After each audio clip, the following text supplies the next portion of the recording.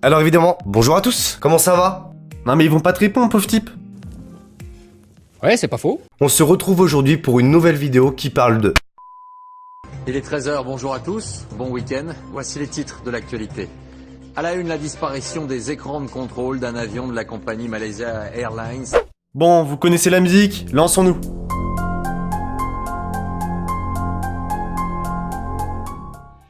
Petite piqûre de rappel. Le Boeing 777 est l'avion le plus sûr et le plus vendu de l'histoire.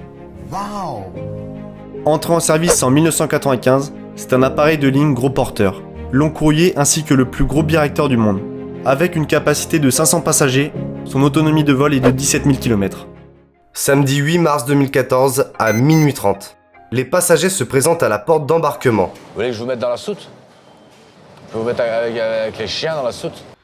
Le Boeing s'envole peu de temps après avec 239 passagers sur le vol 370 Malaysia Airlines, reliant Kuala Lumpur à Pékin.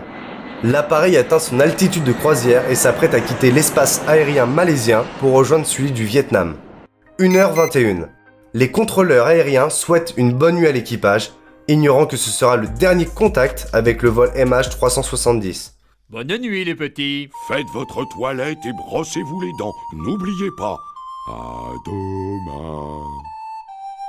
Peu de temps après, l'avion disparaît des écrans radars, ce qui n'alarme absolument pas les contrôleurs. Les autorités mettent 4 heures avant de réagir et de lancer les recherches.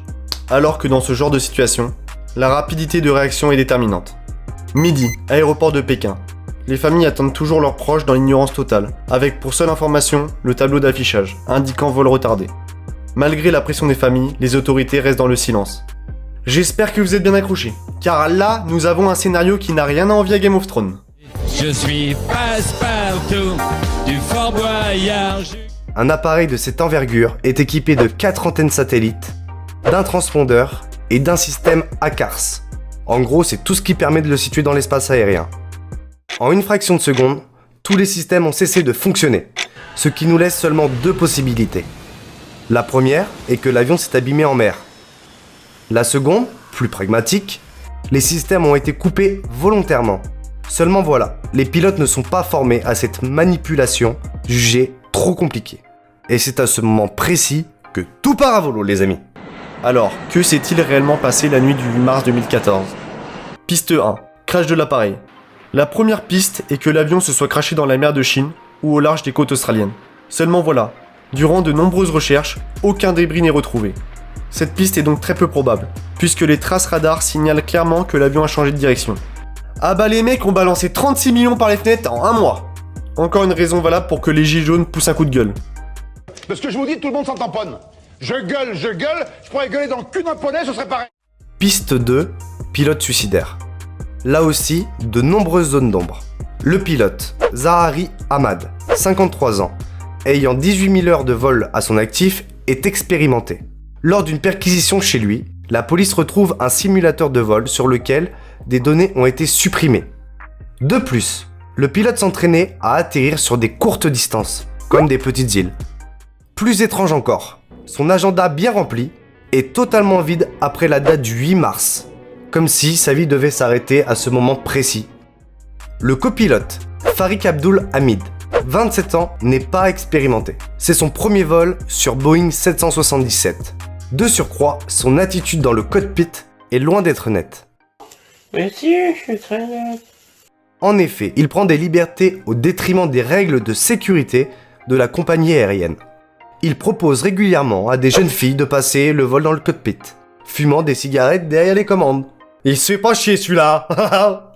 Malgré ça, les pilotes sont écartés de l'enquête. Il n'y a personne de suspicieux dans mon avion. Tout est beau. On est à veille de partir le film, puis tout le monde est de bonne humeur. Abort! Abort! Les radars militaires ont signalé l'appareil faisant demi-tour, longeant les frontières pour ne pas être intercepté par les autorités. Des pilotes suicidaires n'auraient pas attendu 7 heures, en se donnant autant de mal pour finalement précipiter l'appareil dans l'eau. Piste 3, acte terroriste. Après avoir épluché la liste des passagers, 2 profils sont retenus. Problème, ces 2 messieurs n'ont jamais embarqué sur le vol, laissant leur place à 2 passagers clandestins non inscrits sur la liste. Ah, c'est pas comme chez nous, hein. Là-bas, avec un bon bifton, tu embarques tranquillou. Après enquête, cette piste est également écartée. Les clandestins avaient pour seul but d'immigrer en Allemagne. Piste 4. Diego Garcia, Diego Garcia, c'est pas n'importe quoi. Sergent Garcia? Non? Bah non, forcément, il a pas le temps. Il s'occupe de Zorro. Bah oui. José Garcia. Non Jeff, il s'agit de la base aérienne américaine la plus importante au monde.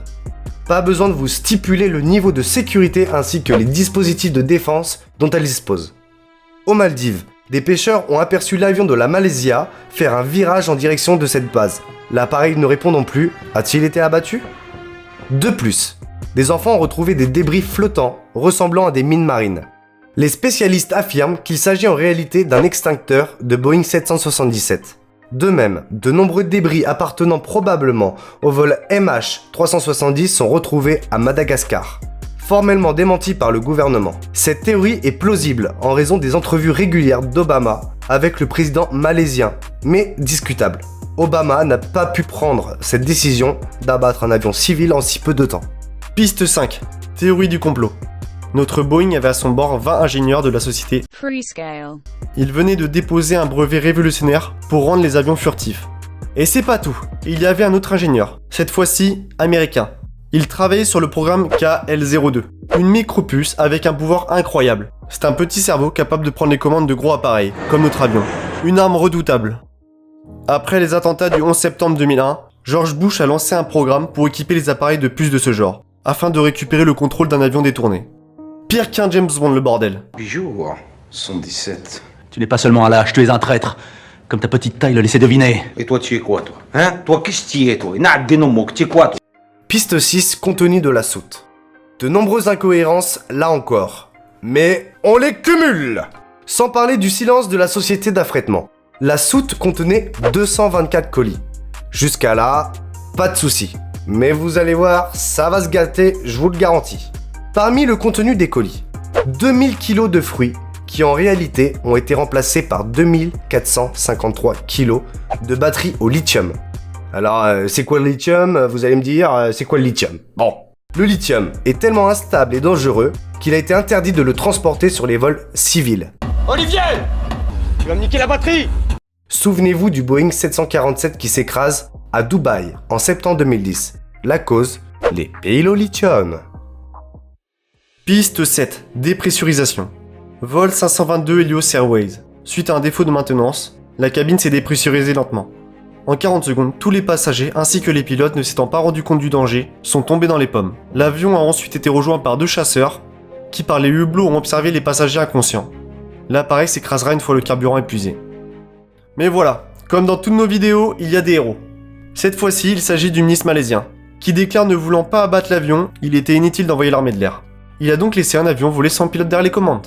Tout ça devant les médias avec un gros sourire. Pourtant, les familles sont dans l'ignorance, accablées par les mensonges à répétition de leur gouvernement. D'ailleurs, les familles se rebellent lors d'une conférence de presse. Steven Spielberg n'a qu'à bien se tenir. Un vrai scénario hollywoodien, le machin. Il est temps de conclure. Nous avons l'embarras du choix pour ce qui est des théories. C'est tout simplement une hallucination collective. Pourtant, les gouvernements cachent toujours la vérité aux familles. La version retenue est que l'appareil a percuté la surface de l'océan, malgré les changements de direction qu'il a pu suivre. Le directeur de l'aviation civile malaisienne annonce froidement à la télévision que les 239 personnes à bord de l'avion sont décédées. Dossier classé. J'espère que cette vidéo vous a plu, faites-le nous savoir dans les commentaires. On vous le dit assez souvent, mais n'oubliez pas de vous abonner. Sur ce, à la revoyure. Bon les petits cocos, hein, la vidéo se termine, vous vous êtes bien rincé l'œil. Alors maintenant, il va falloir passer à l'addition. Alors ça va être un abonnement pour chacun, plus un like, plus tout ce que vous voulez, mais il va falloir se décider. Allez, abonne-toi, on est quand même potes.